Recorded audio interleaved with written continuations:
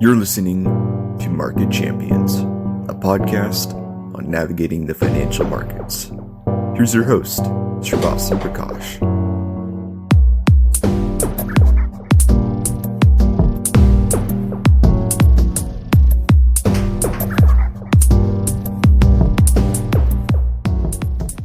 This episode of Market Champions is brought to you by Simplified ETFs. For more information, visit simplify.us. No simplified funds will be discussed during this podcast. Hey everyone, welcome back to another episode of Market Champions. I'm really excited to do this because we've got Mark Dow, and Mark Dow is one of my favorite people on Twitter to follow. His handle is @Mark_Dow, and his premium subscription service where he shares his thoughts and trades is at Behavioral Macro. And Mark, thank you so much for being on. It is a pleasure to have you here. Thanks for having me, Sri. Mark, so could you sort of just give us a quick synopsis of your background? You worked at some insane places, Pharo Capital, and then before that, you were at the IMF and so on. And could you sort of talk about what it was like to sort of transition from being an economist to being an actual, financial practitioner or a trader? Yeah, so I kind of grew up after graduate school. I went to the Treasury department, and I was interested in economic policy. Wasn't interested in business or finance or anything. I was really interested in economic policy, and I got involved at the Treasury department in Paris, in the Paris Club, which is where they renegotiate debt of sovereign to sovereign debt when countries kind of collapse economically. So I got involved in a lot of financial crises and debt sustainability problems, and then I did that for a while. And at some point, you either rise through the ranks and you bump into the ceiling and you have to go political, or not. And I didn't want to choose a side in the politics. I wanted to become a better technician, so I went to the International Monetary Fund and traveled around the world being an economist. So one of the things about the IMF and even the Treasury is you're solving problems immediately, and there's just no room for ideology. You've got to get it done, and you have to do things that work. And each case is a little bit different. So you become very just pragmatic and wide-ranging, and you can't just dig in and say, no, I believe this is right. You have to fix things. And that was a phenomenal education. Like I was saying to you earlier before we started the interview, it's like being in an emergency room as a doctor. You see so many patients come in that your ability to diagnose improves. You get quick. You can kind of see patterns, and you've seen elements of this before, and it's great. So around 1997, which is now some time ago, Wall Street was looking for people who had a wide-ranging experience in emerging markets. They were looking for good emerging market economists. So they started, headhunters started calling around the IMF. And I started getting these calls. And I'm going to say about 10 of us, 15 of us left the IMF around the time. Mohammed Al-Arian was one of the ones the same crew that left at the same time. Wow. I went to the buy side, though. I wasn't interested in the sell side, going and writing reports, for Wall Street firms, doing research. I really wanted to get involved in money management. So I kind of held out, and someone came along with something on the buy side, a money management, a mutual fund company in Boston named Putnam Investments. And they offered me a job as a sovereign analyst. So I said, okay, if I really want to learn how things work, this is what I need to do. Because at the time, we already saw that countries were increasingly getting access to markets to borrow.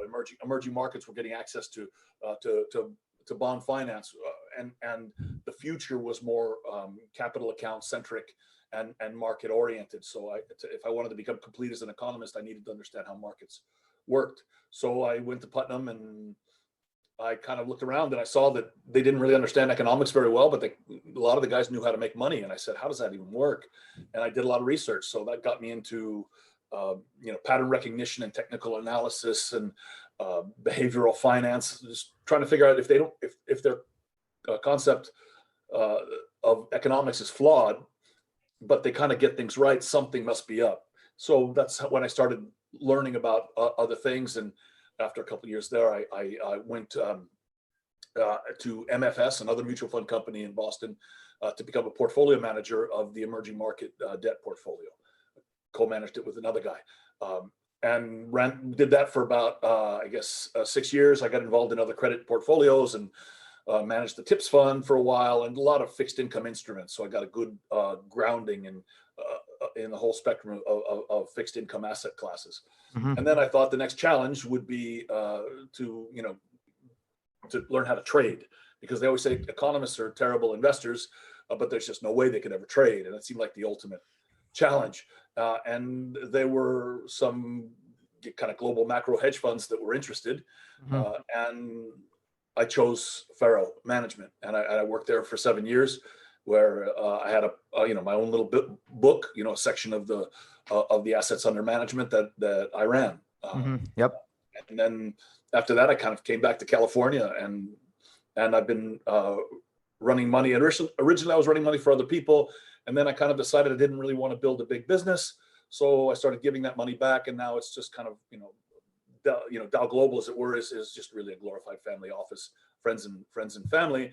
And then a few years back, I opened the Behavioral Macro blog and Twitter handle to share with less experienced traders a lot of the mistakes that I've made, so they can learn faster, and talk about global macro things and provide opinions on those. But a lot of it is teaching people how to think in risk management space, to troubleshoot and to poke holes in theses, and to just overcome a lot of the behavioral biases that we have as traders.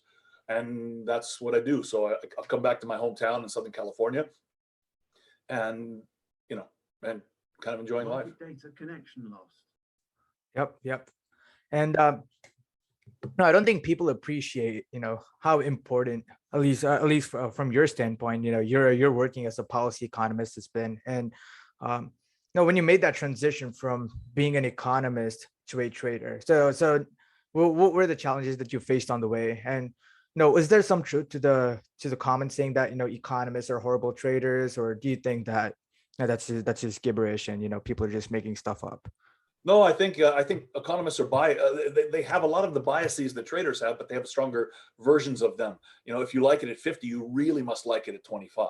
Mm-hmm. And that's not always good risk management. If you're betting everything, making big concentrated bets, the math. If you lose 50% on a trade, on a position, it has to double to make back your money. So if you allow large drawdowns, the math works against you.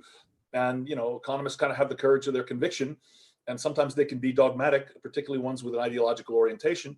We came out of a kind of a 30 years of a neoclassical economic model where markets are efficient and people are rational, all those kinds of things. And those kinds of guys get killed, because even though I was always skeptical of efficient markets and rational expectations, I became 10 times more skeptical when I actually saw the people in markets and the way decisions were taken.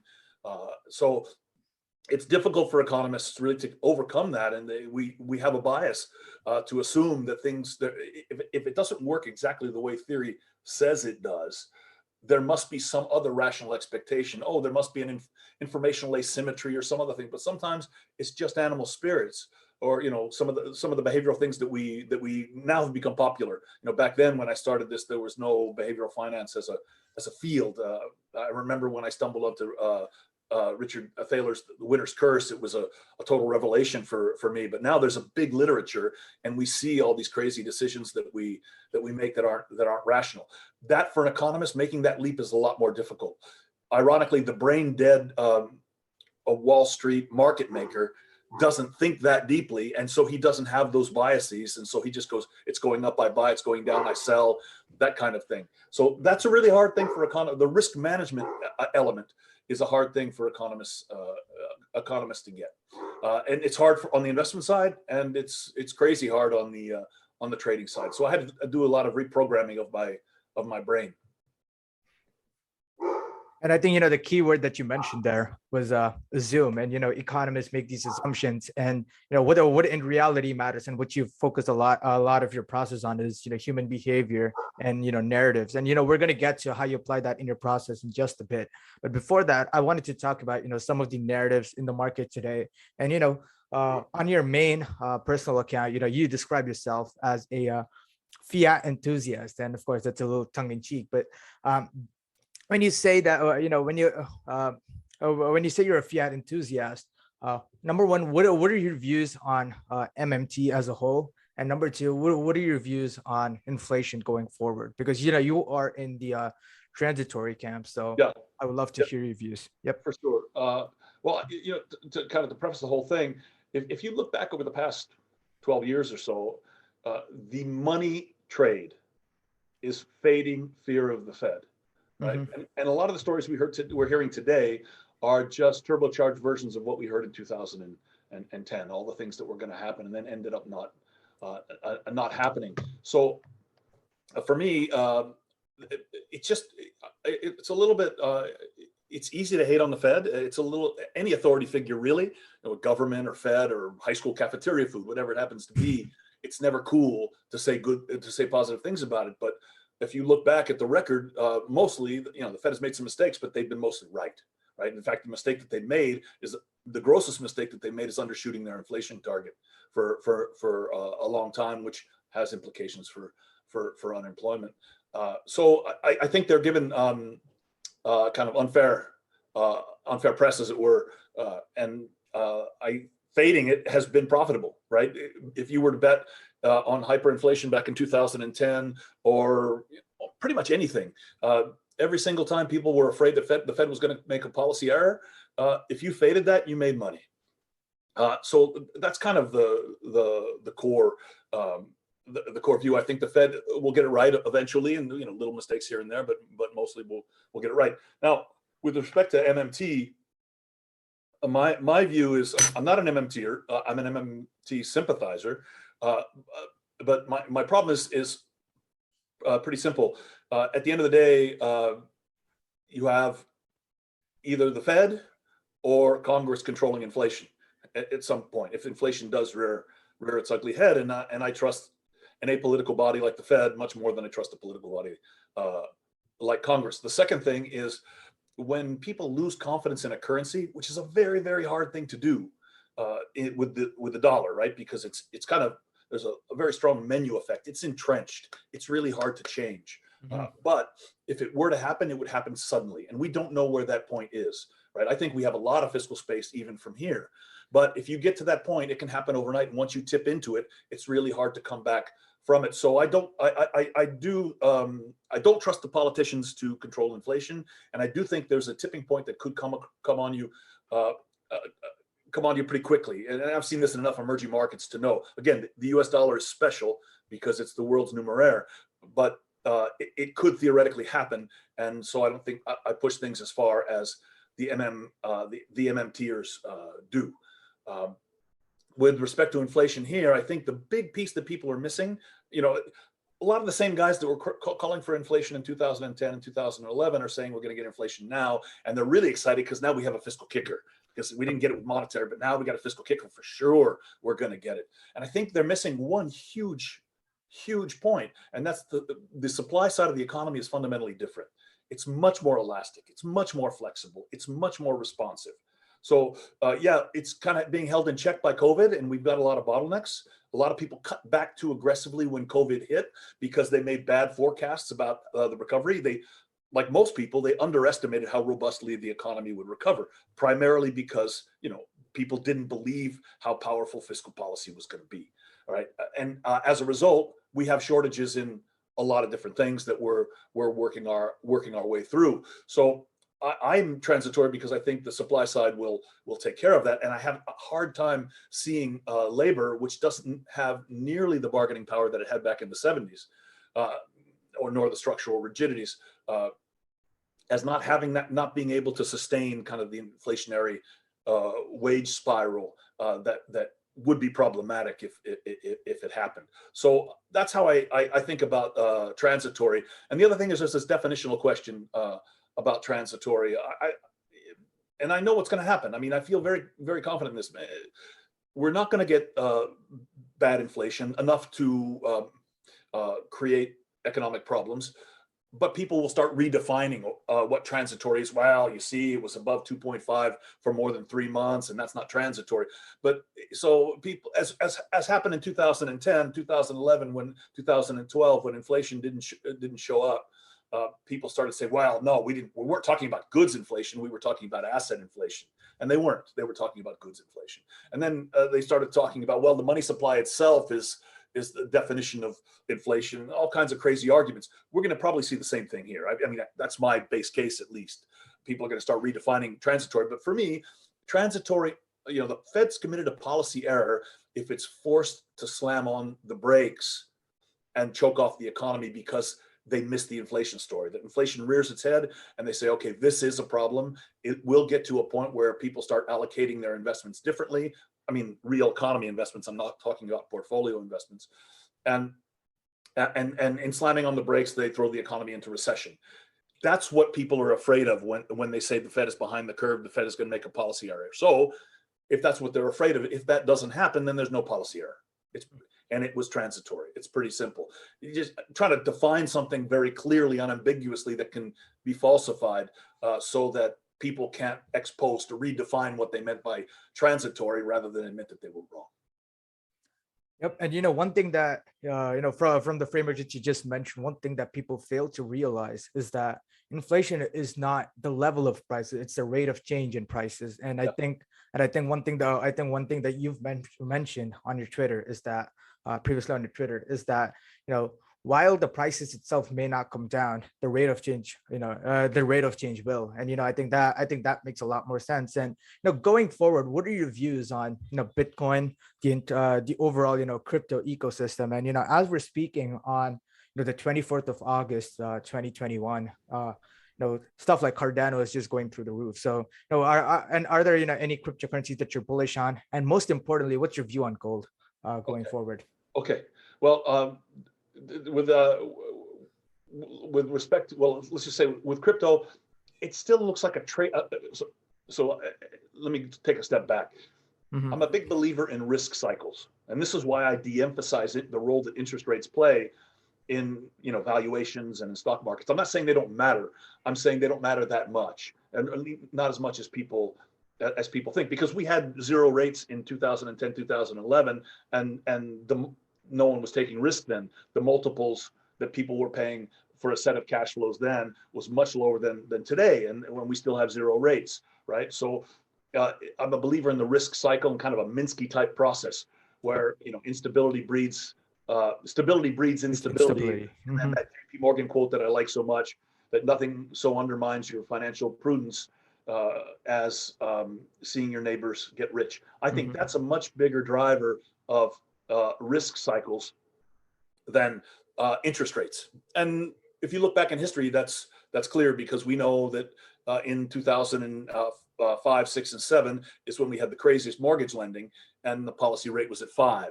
We also know the dot-com bubble happened with no QE and with a policy rate of 5 or 6. So we have had higher valuations than we have today with much higher rates and no QE. So it really doesn't pass the test. You kind of shoot down the null hypothesis. The reason I'm saying all this, one, because I think it's really important in understanding how to manage money in markets, but also crypto is an indicator that we're in later phases of the overall risk cycle, where people start taking crazy speculative risk.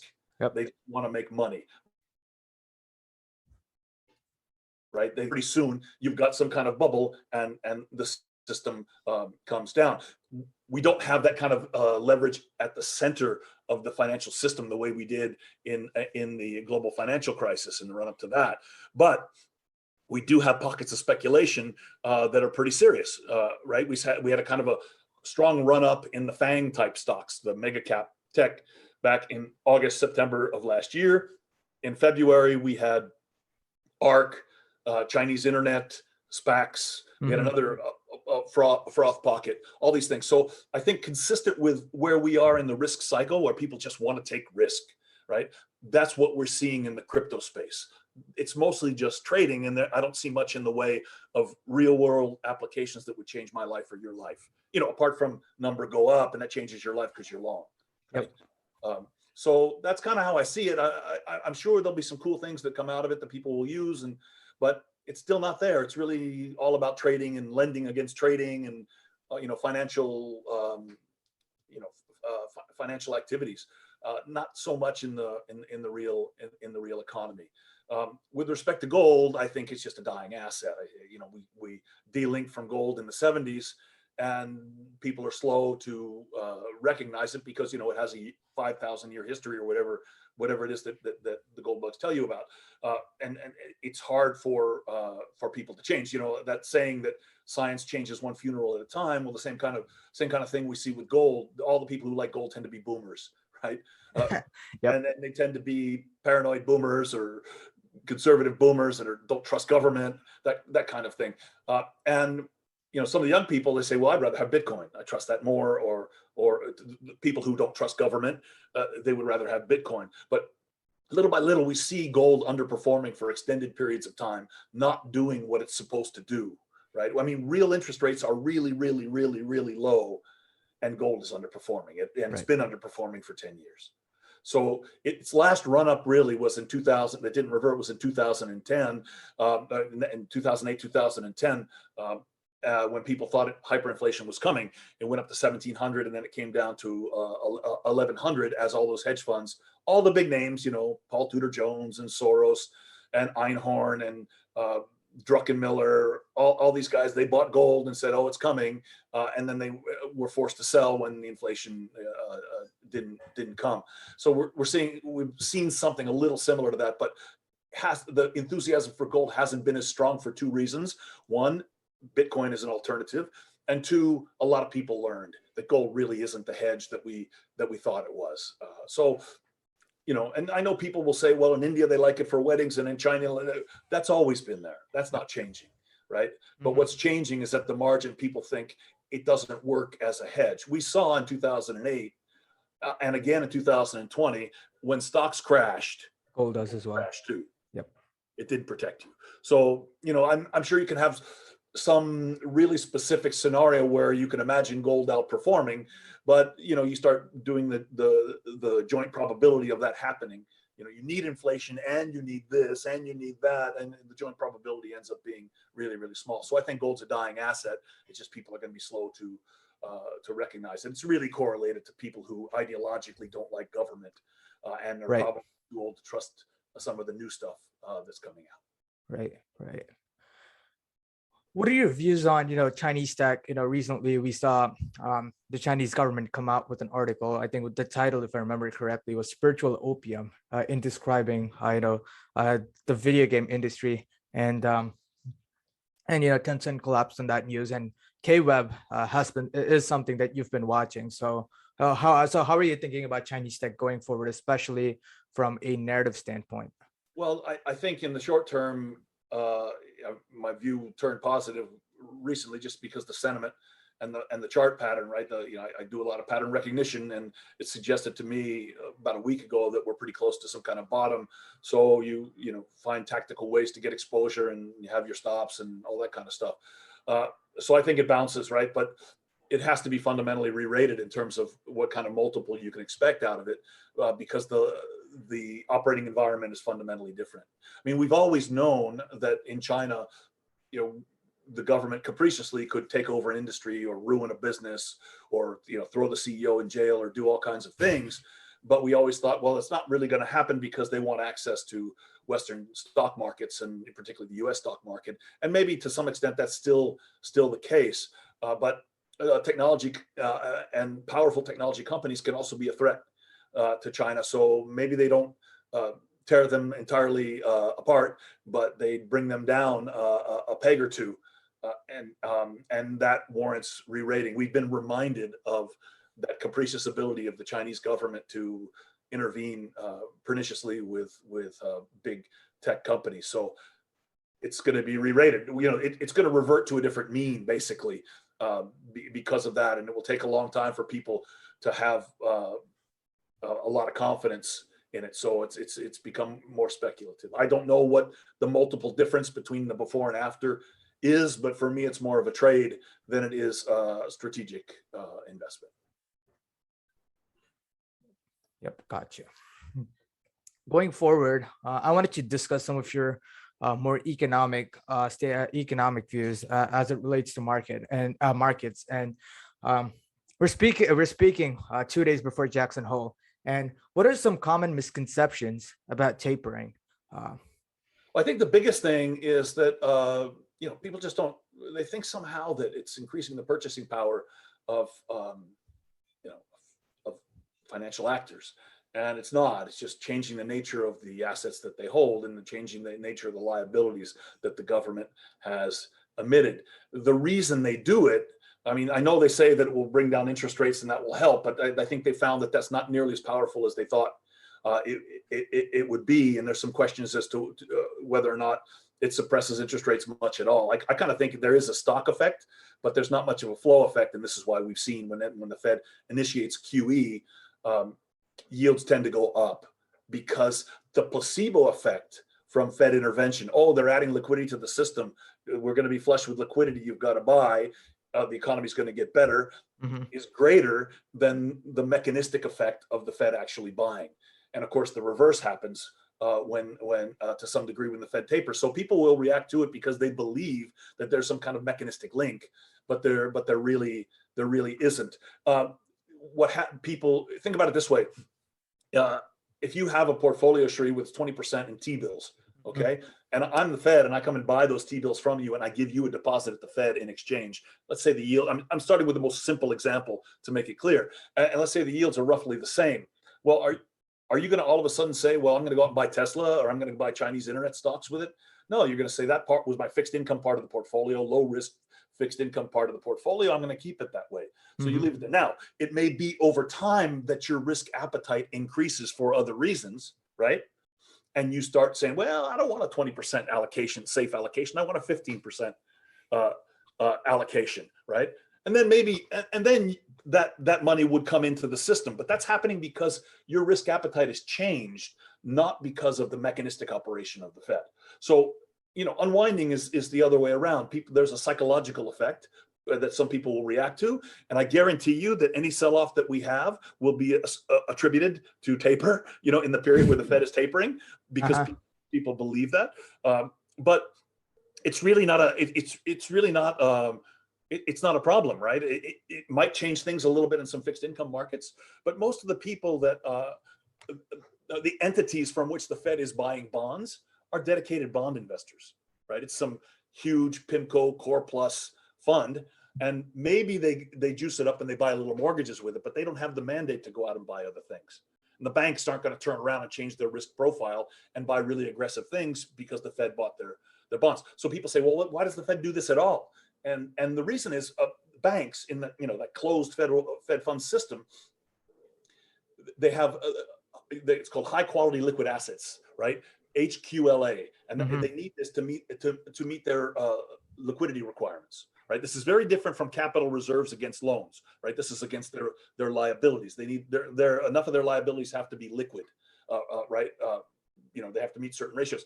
So the two instruments are government bonds, treasury bonds, or bills, or notes, or what have you, and Fed fund deposits. Those are your two assets, right? That the banks can have.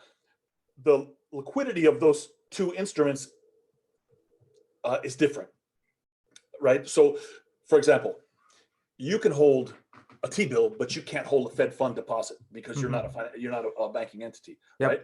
So for us in the aggregate, treasuries are actually more liquid than Fed funds. Right. So it's a reduction of liquidity in a certain sense. However, however, for banks, treasuries, unless you make a special arrangement, which can't be guaranteed, they settle T+1. So if I'm the Fed and I buy a bond from you, it settles tomorrow, not today. Fed funds settle same day. So for a bank, only for a bank, people in the Fed fund system, Fed fund deposits are more liquid than treasuries. For the rest of us, treasuries are more liquid. So this changes the mix that banks want to have between treasuries and deposits. And the Fed wants to have a lot of deposits in the system as almost a precautionary cushion in case the market gets squirrely. And when last time in 2020, when we had the COVID shock, the Fed needed to flood the system with liquidity so that the banks could have same-day settlement to handle radical swings in their settlement needs, right? So that's the main reason. And then there's, of course, a placebo effect and potentially an effect through which it holds rates down by taking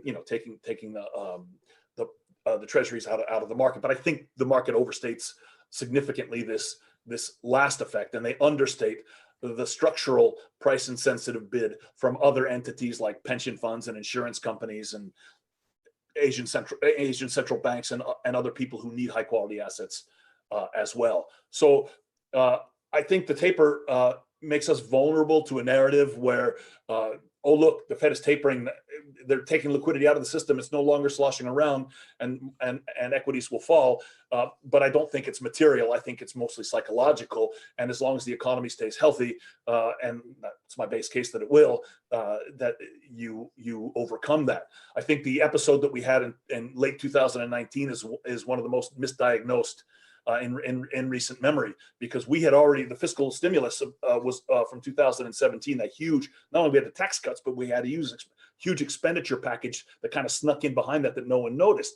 And that kind of started to roll off in 2018, and the effects of the capricious tariffs were kicking in. So the economy was already slowing before people got worried about the taper. And then when the market went down and the Fed said, well, we're going to raise anyway, people freaked out, and they attributed it to the taper. But it's really a mistake, because we know they didn't. They continued to taper until July of next year, and they didn't cut rates until July of next year, December. And that July, the stock market went up enormously without any material change in what was sloshing or not sloshing around the system. So there's a lot of psychology tied into taper, and that means we have to walk around it a little more carefully. But I don't think it's a material obstacle at all. I'm highly confident in that. It's not a material obstacle to growth or the health of the financial system. One last thing I'll say about this, Sri, is that everyone goes, well, look at the balance sheet started out here and now it's there. Well, we've got to go back to the initial point, and we don't, because the liquidity requirements after the GFC are much more onerous, right? The banks need to have more reserves on hand because one of the problems back in the GFC was that they didn't have enough reserves on hand and they had too much leverage. Yep. So banks are much more tightly regulated these days, better capitalized and better reserved. So it's not that kind of risk, but that means that the equilibrium level of reserves is going to be higher. In addition, the Fed started using, the Treasury started using after 2008, they started using the general account again at the Fed, which they had not been doing before. And so whether the Treasury is building that up or drawing that down in a fixed pool of Fed funds does have an impact on other banks, right? So there are a lot of, there's more moving parts. And then the final thing is that the Fed used to have this thing called a daylight overdraft facility.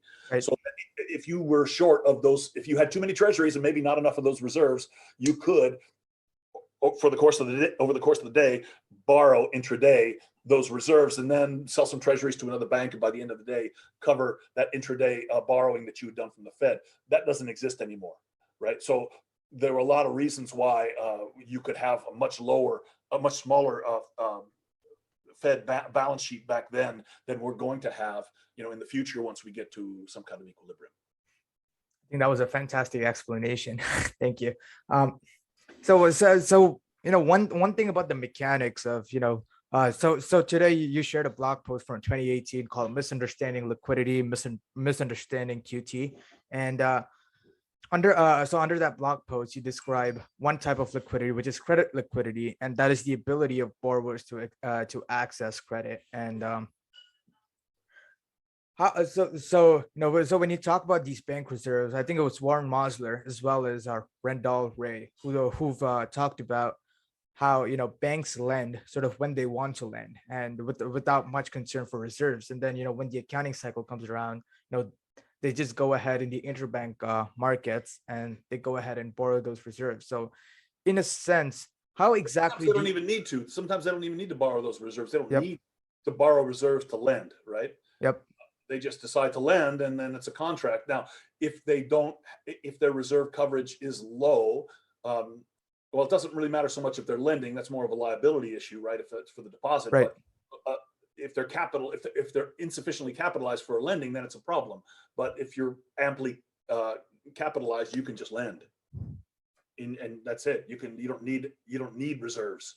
It's not like physically that money's going anywhere. So as long as your ratios are covered, fine. You just decide, I'm JP Morgan. I decide to lend you money, and you turn around and deposit that money in the bank and at my bank, and then you draw it out as you need it.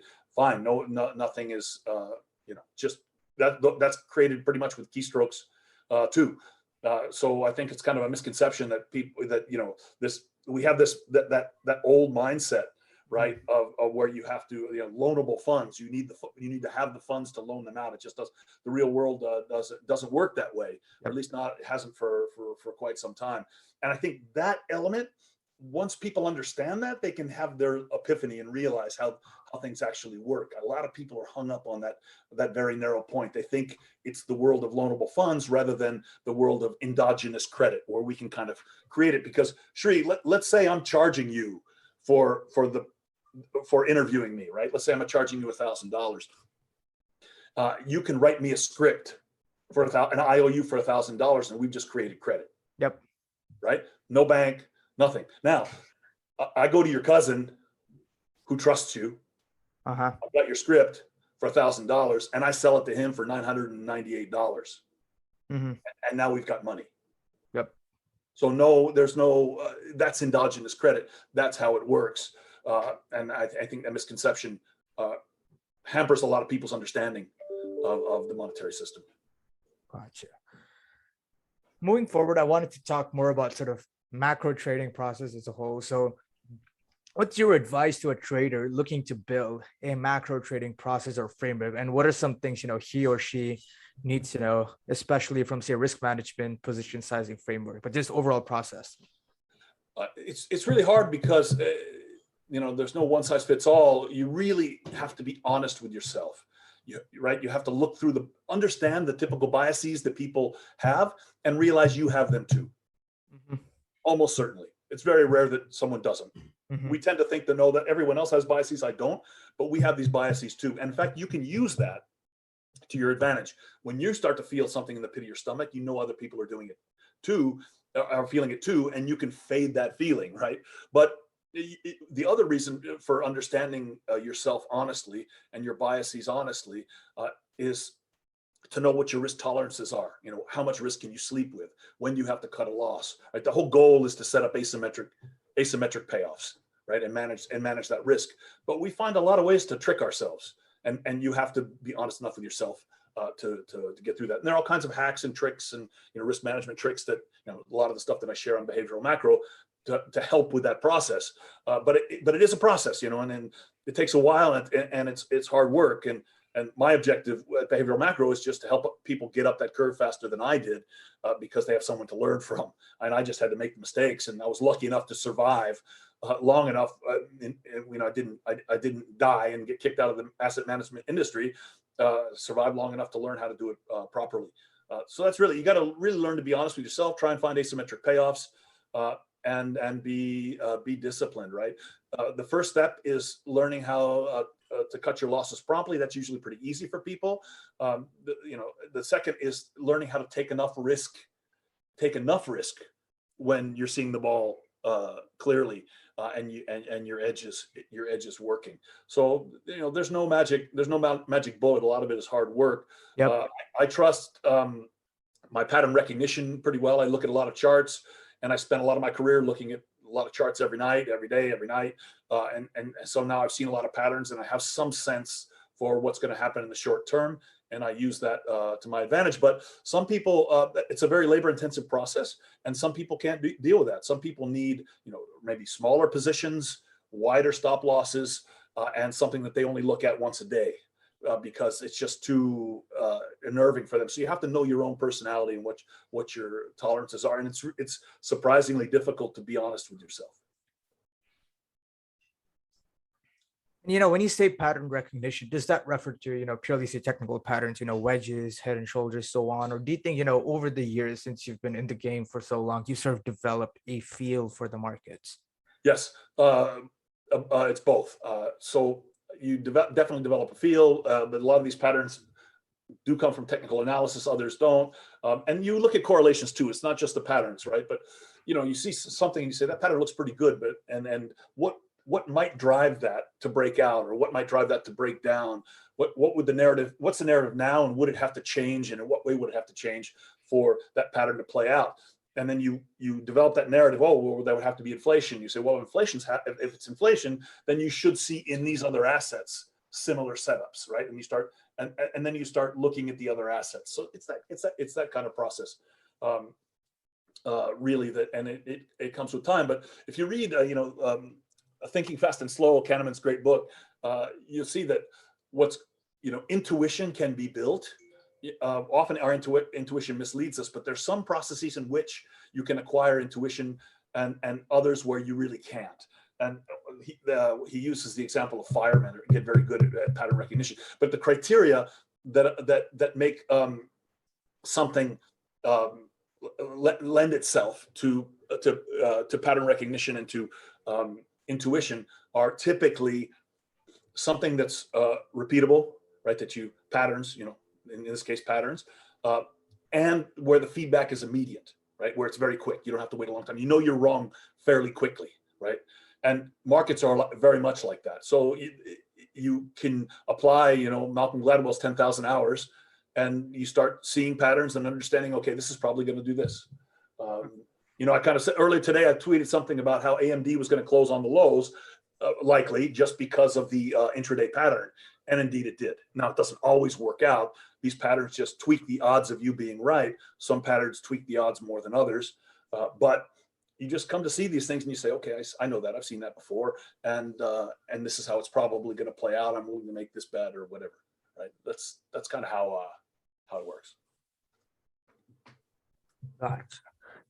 Yep. And one thing that people fail to acknowledge is the power of market narratives, and that is a key part of your process. So how does one gauge and measure the strengthening and the weakening of these market narratives? Really, you look at correlations in price action and impulse analysis, right? Something, a headline ripples through the system, and you say, well, if that happens, then you should get this reaction. And then you don't get that reaction. And you say, oh, well, what about the assets that are correlated to that? And you look and you say, well, those are reacting. Okay, what is that telling me? So you can kind of reverse engineer what you think the market narrative is, and by these correlations and impulse analyses, you get a sense of whether they're waxing or waning. It's a guess, right? It's an educated guess. It's a little bit like the patterns. It tweaks your odds of being right. They're by no means a guarantee. But you say, well, listen, I see this, and it looks like the narrative is changing, and everybody believes this, but it looks like the market is tired of believing that, and the pendulum's ready to swing back the other way. And if that happens, the narrative would be this other thing. And you give us an example of how you. It's hard to give you. I mean, if you think inflation is going to happen, back in May we saw the peak in break evens, right? And people were still talking about inflation, but break evens started to come down. Right? And the enthusiasm for gold waned, and those kinds of things. So then you say, okay, maybe the narrative is shifting, and that's when I thought we were kind of at peak inflation fear, even though we're still talking about it. But whatever the narrative happens to be, if it correlates to certain assets behaving in a certain way, and if they have some kind of exhaustive move, then maybe you can then you say, okay, well, maybe this narrative is getting tired. And also matters whether or not you believe in the prevailing narrative. It's easier if you say, I don't believe this narrative anyway, and it's getting tired. Or even if you believe in the narrative, you can say, I think this narrative is too stretched, and it probably has to take a rest, and the pendulum's going to swing back, and all of a sudden now value stocks will be favored, and they won't be the growth stocks anymore. So that kind of, and if that happens, well, that has implications for what bonds are likely to do, and the dollar, et cetera, et cetera. So that's kind of how you do it. A lot of it is experience, and that you've got to put in the work to learn to recognize these things. One thing that the narrative does at times is it takes away the value of fundamental analysis. So how does one figure out when the fundamentals matter versus when they don't? Is that also similar to what you just talked about, price action and correlation analysis, or do you have some other way to think about it? Well, no, I mean, I have my views about what the fundamentals are. And so when the narrative is swinging against me, I wait and I say, okay, at some point this narrative is wrong. It's going to get tired and start to swing back. And then, I believe inflation is transitory. So, if when an asset gets stretched, you say, I'm going to take the other side of it, but you wait for signs that it's weakening. Often with a stock, you see a stock bottoming on bad news. You say, well, the earnings were terrible and the stock didn't go down. okay, it's probably done going down. And stocks top on good news very often, right? Again, really great earnings, the stock goes down. Well, maybe people were pricing in too much. Same thing with narratives. It's a little more complex to do, but it's the same basic concept. Yep. Yep.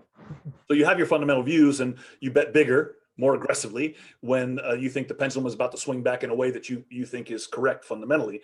And you can still bet on narratives that you don't believe in, but typically you bet a little smaller and maybe you keep your stops a little tighter and a little more conservative about it.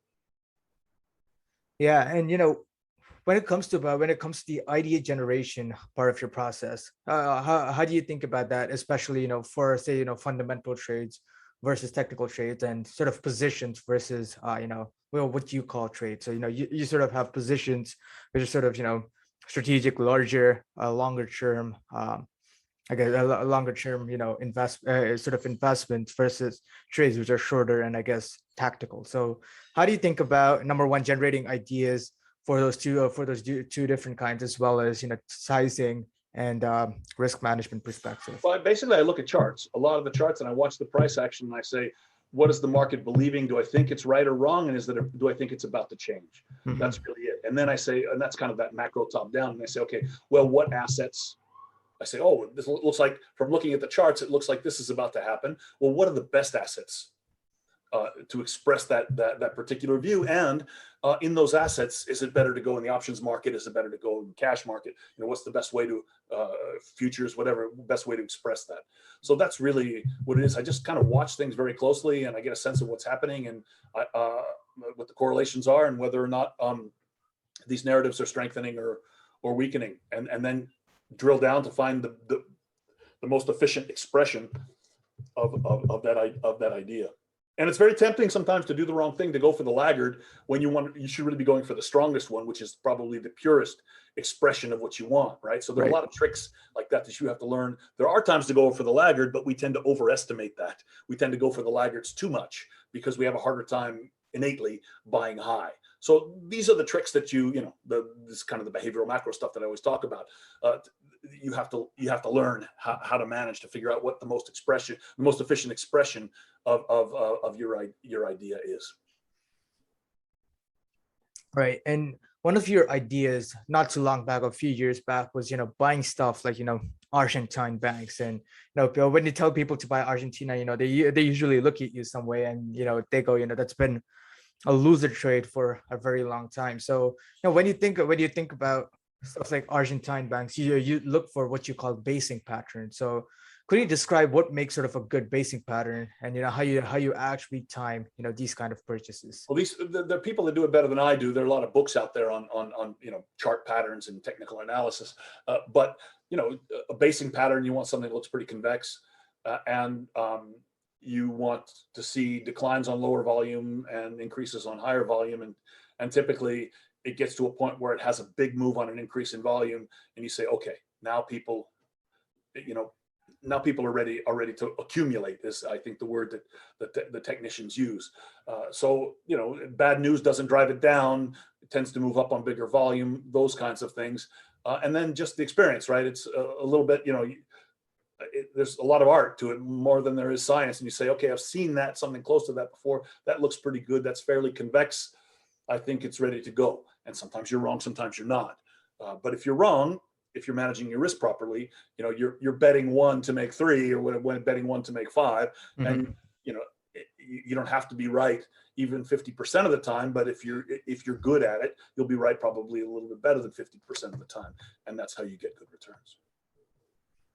Yep. And I know that you sort of look for asymmetry in these trades. So, and how do you incorporate I guess underlying allocation versus allocating to option positions or derivative positions in general, and how do you think about incorporating options into your portfolio overall?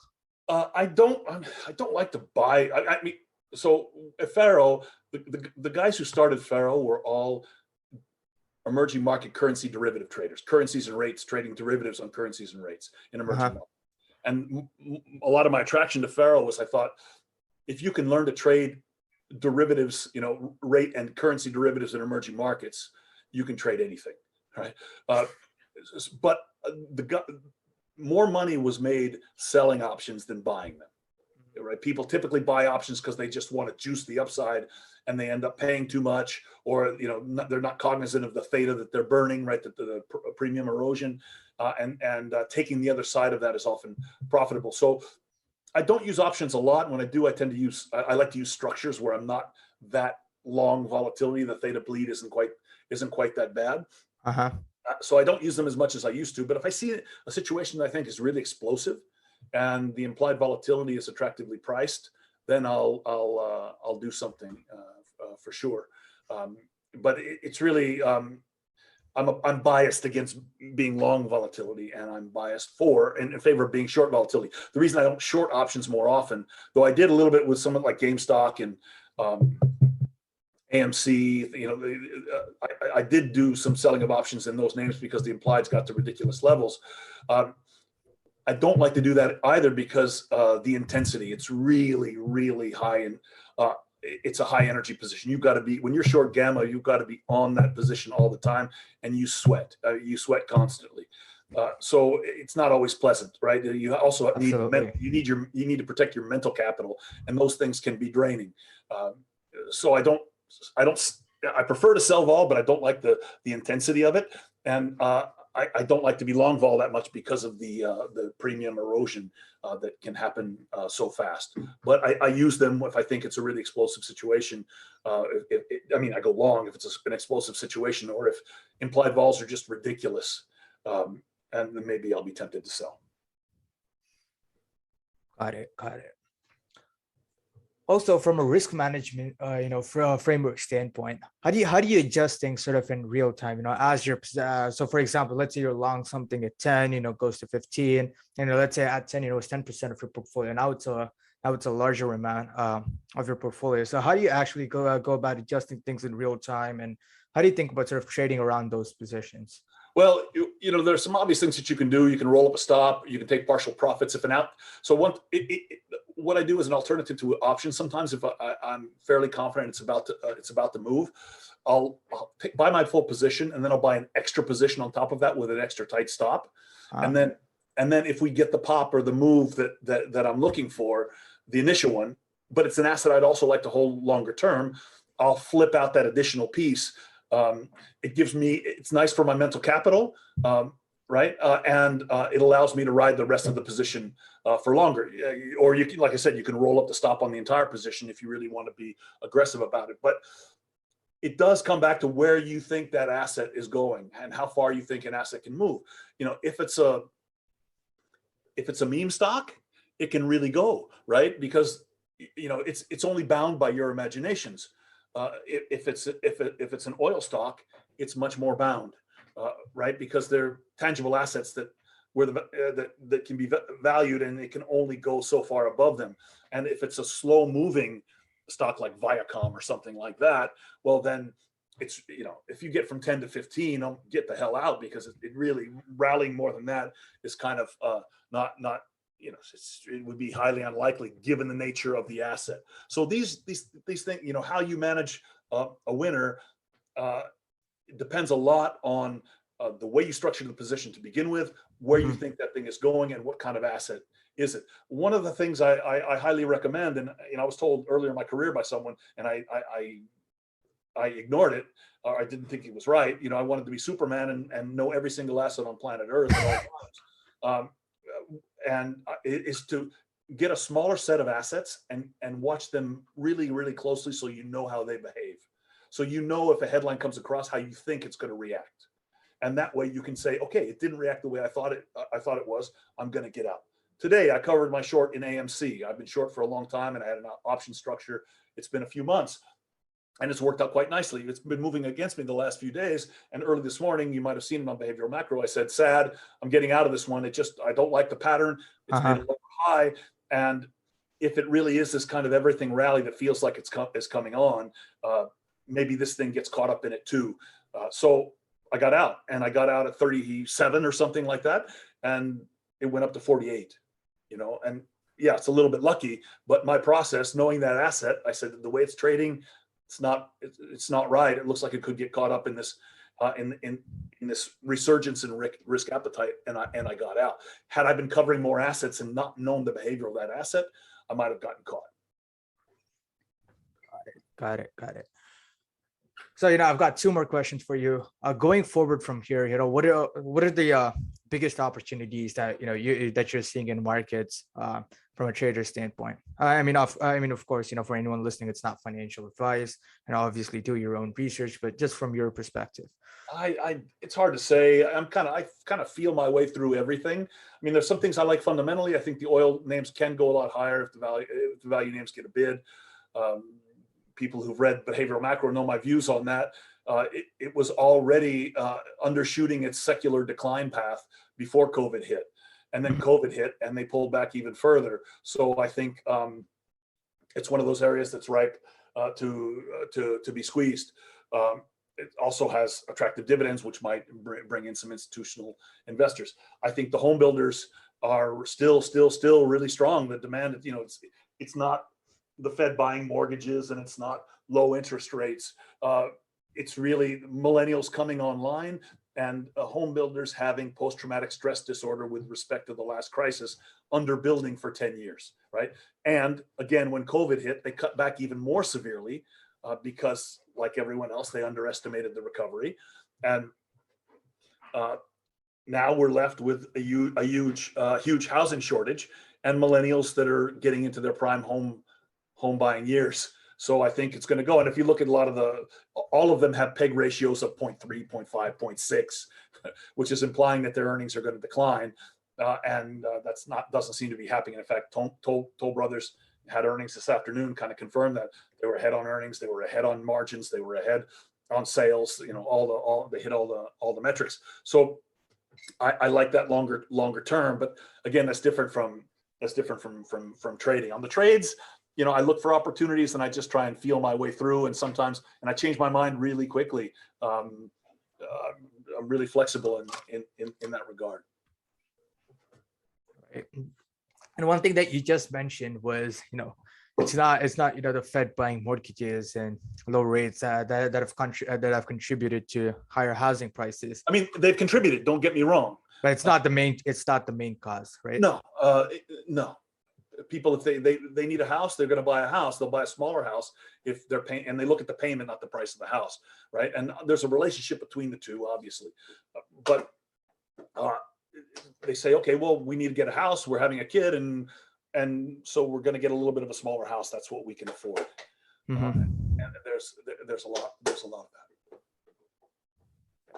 Yeah. And last week you ran a poll on, so this is my last question for you. And last week you ran a poll on your main Twitter account at @Mark_Dow, and you asked, has the Fed contributed more to income inequality since the great financial crisis by being too loose with monetary policy or too tight? And one of your book recommendations in 2018 was The Paradox of Risk, which talks about why policy as a whole should have been more dovish since the great financial crisis. So what's your take on that? And what's your take on the question that you asked, and how are you and sort of what's your answer to it? Well, the book Paradox of Risk it was written by an ex-colleague of mine at the IMF, great guy, Angel Uribe. He's a Spanish, originally speaks a bunch of languages, and he's just a really, really cool guy. And he's really smart. I think his main argument, though, he said monetary policy might have been too loose, but much more importantly, fiscal or too tight. Fiscal policy was too tight. That was really the big austerity. Yep. The big thing, particularly in Europe. But so that was a bit of a trick question, because it said income inequality, and a lot of people, and this is a kind of a red flag for me, people don't distinguish between income inequality and wealth inequality, and they're different things, right? So if you're saying wealth inequality, then it's a different debate. If it's income inequality, then it's clearly the Fed was too tight, because they had let, I don't think it had a massive effect on things, but if they had let the employment market get to a hotter point, rather than in 2015 saying we need to get rates back to some sense of neutral to have space for a potential future crisis, right? Had they not done that, we might have been able to get to a better point earlier in unemployment, right? And later in economic cycles is when you start to see pressure at the lower rungs of the wage wage ladder, when people are looking for they need to find bodies to fill seats, and it gets harder. So I think because the question was phrased that way, it's a really, really easy answer. This morning there was a lot of back and forth because I argued that on Twitter that the people are, they think the Fed has been contributing to income wealth inequality because of QE and ZIRP, and I made the counterpoint that Japan and Europe had bigger QEs and ZIRPs, negative rates in Europe, right, than we've had, and they don't have these valuations. Point number one. And point number two, we've had higher valuations without QE and with higher policy rates. But it's so intuitively compelling for people. Well, lower rates, discounted cash flow models, we're not that rational, right? If we were that rational, we wouldn't have had higher valuations in 2000, or people wouldn't have been more willing to borrow in 2006 than they were in 2003, right? When rates were lower. So I think there's it's a different, they're two different debates, but I think the Fed, because a lot of people say, I kind of missed the boat, I don't understand it, I've been wrong. Goddamn Fed, they pumped the system full of liquidity and they screwed me. If it weren't for the Fed, I would have been a genius, kind of. There's a lot of that vibe. And there's some people who ideologically need to blame it on government because at their core, they think markets are more efficient than they are, right? And if there's anything that we should have learned over the past 20, 30 years is that markets are not very efficient. Maybe in the long term, there's some sense of efficiency, but in the short term, we do crazy things. I mean, right now, people are trading penguins and rocks and tulips on the blockchain, right? We do crazy stuff, particularly late in risk cycles. So for me, with respect to income inequality, the Fed was definitely too tight, though I don't think it was a dramatic problem. And with respect to wealth inequality, I think the case against the Fed is overstated. And there's a post on my on the Behavioral Macro blog about what I think drove a lot of the inequality, both wealth and income, and it has much more to do with the sectors that have been dominant over the past 30 years and increasing returns to scale than it does policy per se. Although the policies that we've had that have heavily favored capital over labor certainly didn't help. Yep. Mark, thank you so much for being on the podcast. It is absolutely, awesome to have you. This is Mark Dow. You can find him on Twitter at Mark_Dow. You can find his premium service at Behavioral Macro. That's BEHAVIORALMACRO. And thank you so much for being on the podcast. It is just awesome to have the opportunity to speak with you. That's great. Thanks for having me, Sri. I really enjoyed it. Thank you for listening to Market Champions. To never miss an episode, make sure to subscribe, and we'll see you next time.